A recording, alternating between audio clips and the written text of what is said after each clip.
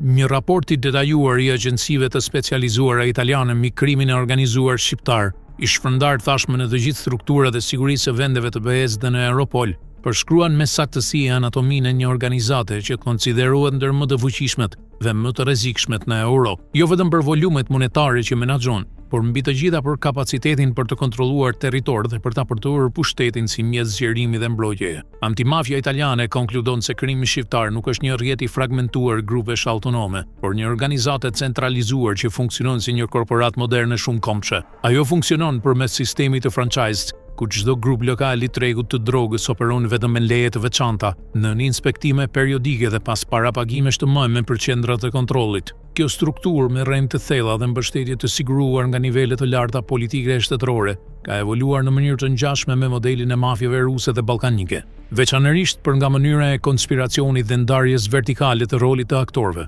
Modeli I funksionimit është I ngjashëm me strukturën operative të KGB sovjetike, ku çdo operativ ka lidhje vetëm një kontakt, dhe asnjë informacion për strukturën më lart. Të dhënat e antimafjes italiane theksojnë se përmes këtij modeli, mafia shqiptare është kthyer në një mekanizëm të sofistikuar shpërndarje e droge, kryesisht kokainë dhe lëndë sintetike, duke marrë kontrollin e zinxhirit të furnizimit në burim, Amerikën Latine. Duhet thënë se ky kontroll nuk është fituar rastësisht. Hetuesit italianë theksojnë se grupet shqiptare, dikur franchise të Ndrangheta Calabrese, nuk do të kishin pasur kur kapacitetin që të blejnë kokainë në Kolumbi, Brazil apo Ekuador, pa një mbështetje shumë të madhe. Në analizën e tyre thuhet se ekziston një dyshim I fortë që burimi I vërtet I fuqisë së mafjes shqiptare nuk qëndron tek grupet lokale, por në një qendër komandimi në Tiranë, në vetë kupolën e pushtetit politik, që nga vitet 90, çdo raport ndërkombëtar thekson se kush ka pasur pushtetin politik në Shqipëri, ka kontrolluar edhe rrugët e krimit dhe pastrimit të parave.